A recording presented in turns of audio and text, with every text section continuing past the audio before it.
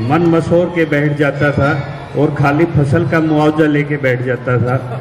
लेकिन पहली बार 5 राज्यों का एक संगठित, एक ऑर्गेनाइज आंदोलन औचंदी बॉर्डर से लगातार चल रहा है। और जैसे कि भाई ने बताया कि हरियाणा के हर डिस्ट्रिक्ट में वो जो अदानी अंबानी की जो लाइन थी, जिन्होंने असम में एक घोड़ा छोड़ दिया था पूरा कि मेरा प्रधान सेवक दिल्ली में बैठा है, इस घोड़े की कौन इसको पकड़ेगा, तो वो लव कुश के रूप में सतेंद्र लोचब आगे आए और इन्होंने पूरे 5 राज्यों में आज की तारीख में काम बंद करवाया। और दिल्ली में जब बात आई कि दिल्ली के 19 गांवों के किसानों के साथ कैसे इंसाफ हो, तो सबसे बड़ी बाधा जो राम कुमार जी ने एक मुद्दा बताया था, कलेक्टरेट। हमारे यहाँ पे द्वारका एक्सप्रेस में बांडोली गांव आता है, साथ में यहाँ लोचबों का है। वहाँ पे एक IAS ने 41.5 करोड़ यानी कि 41.5 करोड़ का मुआवजा उन्होंने पूरा डिटेल 78 पेज का एक जजमेंट करके बनाया। जब उस पर 2-2.5 गुना की बात आई तो सरकारें हिल गई और उसमें आम आदमी पार्टी बीजेपी एक तरफ आई और उससे IAS की 5 इंक्वायरी शुरू कर दी। दूसरा, हमारे तालियां बजवाई गई कि 3 करोड़ दिल्ली में यहाँ का रेट है, 5 करोड़ यहाँ का रेट है। लेकिन जब DC साहब के साथ बैठते हैं तो वो रटा 53 लाख का ही बताते हैं। हर साल 2 बार रेट रिवाइज होते हैं, लेकिन पिछले 10 साल में दिल्ली में कोई रेट रिवाइज नहीं है। तो इसकी भी एक ये मैं चाहता हूँ कि ये मुद्दा कि ये एम्बिग्यूटी है, जो ये संशयात्मक जो स्थिति बनी हुई है इस सर्कल रेट पे, ये टूटे। क्योंकि जनता जनार्दन सबसे बड़ा विपक्ष है और इतने बड़े पंचायती मंच से अगर ये बात उठती है कि वो 41.5 करोड़ जिस पे कोई डिस्प्यूट नहीं है, या 5 करोड़ जिस पे LG साहब भी सहमत हैं और लाला जी जो सत्ता चला रहे हैं वो भी सहमत है, और दिल्ली और राजस्थान में कोई पॉलिसी नहीं बनी थी जिससे कोई भी अफेक्टेड किसान को उसके खाते में पैसा दे सके। तो ये कि सत्ता वालों जिनको चुन के भेजते हैं, यदि वो 4 लाइन की पॉलिसी नहीं बना सकते तो उनकी विश्वसनीयता पे एक बहुत बड़ा सवाल उठता है। और इसी में 11 फरवरी को औचंदी बॉर्डर पे एक बहुत बड़ी किसान महापंचायत बुलाई गई है और उस धरने की विशेषता ये है कि वो किसी की अध्यक्षता में नहीं चल रहा। जिस भी तपे का वहाँ पहुँच जाता है कि हम कल वहाँ पे जा रहे हैं, उन्हीं की अध्यक्षता में उसकी कार्रवाई होती है। और डागर साहब तो वहाँ बढ़ चढ़ के भाग ले रहे हैं और राम कुमार जी ने तो हद ही कर दी। ये गोहाना जाके, ये अंदर हरियाणा के डिस्ट्रिक्टों में जाके SP और DM के साथ जहाँ खड़े हुए, वहीं प्रशासन को पीछे लौटना पड़ा।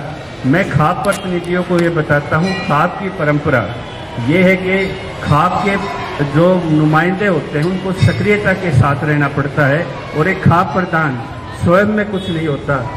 वो जब भी कोई फैसला लेता है उसका काम है समाज में कोई भी किसी जाति का कोई पीड़ित हो जाए तो उसके लिए एक मंच देना, लोगों का आह्वान करना, और उसी भाईचारे में से जिस सामाजिक संदर्भ की पंचायत हो, राजनीतिक विषय की पंचायत हो, उससे संबंधित योग्य व्यक्तियों की उसको पहचान होती है, वो एक पैनल टीम भी बना देता है और मौके पे वहाँ पे तौल के तराजू की तरह एक फैसला लिया जाता है।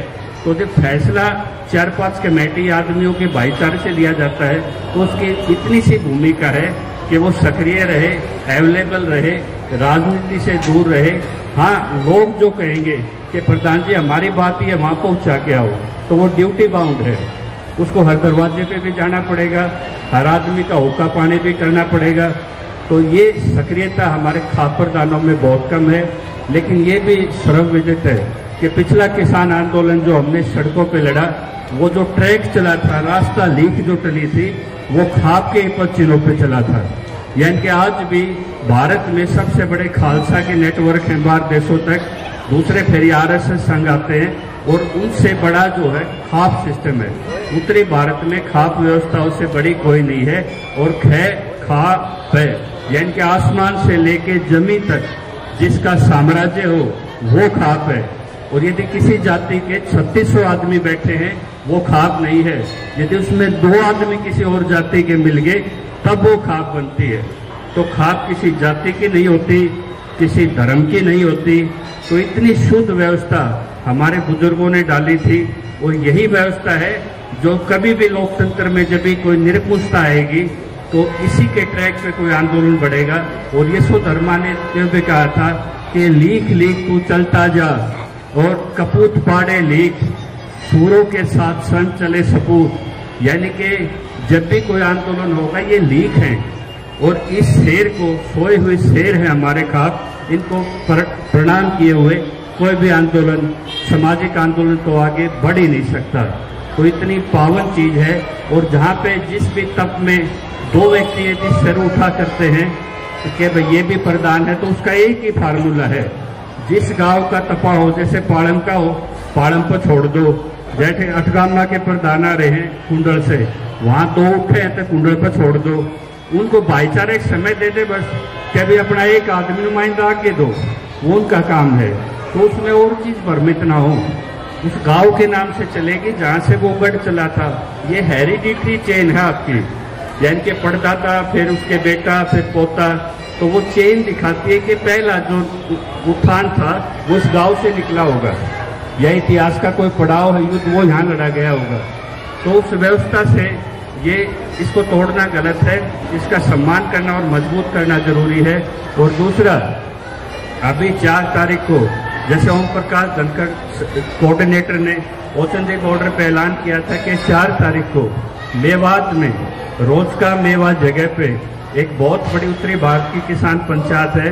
मैं आप सबको पहले वहां का निमंत्रण देता हूं, और उसके बाद मैं राम कुमार जी से, या जो सदस्य पैनल हैं आज के, जो उनसे चाहूंगा कि 11 तारीख को ओचंदी बॉर्डर पे जो किसान महापंचायत है, उसमें कोई भी संगठन हो, वो सक्रियता से आ सकता है, उनका सम्मान होगा, उनके खाने पीने की व्यवस्था होगी। और 5 राज्यों की लड़ाई, जब पंजाब का किसान सेटिस्फाइड हो जाएगा, गुजरात का, राजस्थान का, हरियाणा का, तब ओचंदी बॉर्डर के जो किसान वहां बैठे तभी वो खड़े हो पाएंगे उस जगह से। तो ये बड़ी लड़ाई है। और आलीपुर साइड में वहां पे लोगों ने कागज कलम और कानून की दिशा में बिल्कुल बढ़ रहे हैं। और इस आंदोलन की खूबसूरती यह है कि किसी का नाखून भी नहीं कटने दिया है। 3 बार थानों में किसानों ने जबरदस्ती से वहां बैठे हैं रात को, लेकिन किसी पे एक भी अरेस्टिंग कागजों में नहीं हुई है। यानी कि डिटेंशन से ज्यादा सरकार कुछ नहीं दिखा पा रही। बड़े टीम वर्क के साथ वहां काम किया जा रहा है।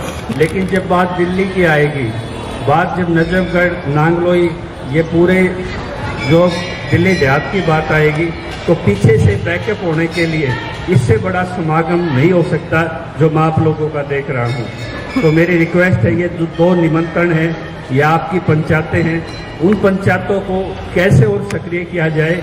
एक बड़ा मुद्दा MSP का भी देश में था, जिसमें प्रदीप धनखड़ हमारे साथी ने साथ दी थी। वो लड़ाई भी पंजाब हरियाणा से निकल रही है। और मुझे आज इस मंच पे कहते हुए कोई शंका नहीं है, एक शर्मिंदगी हमने देखी थी जब बॉर्डर पे किसान भाई बैठे थे, तो अपने हरिदास के वहां पे जाड़ौदा में पंचायत हुई, और ये कहा कि इन भाइयों को उठाया कैसे जाए। उससे शर्मनाक कोई चीज नहीं थी। पथराव हुए। सिर्फ ये जो लड़का एक वीडियो बनाता घूमरा मान, ये लड़का 30-40 गांव को, युवाओं को लेके मंच पे पहुंचा था। इसने कहा था दिल्ली का किसान, हरियाणा का किसान, पंजाब का किसान, उनका तीनों का DNA एक है, हम इस आंदोलन के साथ हैं। तो आंदोलन की इज्जत बची थी, दिल्ली की इज्जत बची थी। लेकिन शर्म की बात है, ना बुआने में ना नजफगढ़ में एक पंचायत भी किसी गांव में नहीं कर पाए थे। वो गलतियां दोबारा ना हो। ये बॉर्डर टूटे, ये सनसेट टूटे, और अब की बार जब ट्रैक्टर वहां से गड़गड़ाए तो दिल्ली के ट्रैक्टर भाई चाहे कुएं में पड़ी हो मत पर जाकर तो उछालना पड़ेगा। एक घंटे स्टार्ट करके छोड़ दियो अपने ने। एक भाई की उंगली कटे तो दूसरे का वो दर्द दिखना चाहिए, चाहे आप पार्लियामेंट में बैठे चाहे कहीं पे बैठे हैं। तो अब की बार ओचंदी बॉर्डर पे इसी तरह की शुरुआत होने जा रही है। मैं पुनः आपको सआदर आमंत्रण के साथ एक बार आपको फिर से निवेदन करता हूं, मेरे साथ मैं एक उद्बोधन लगाऊंगा। जय किसान।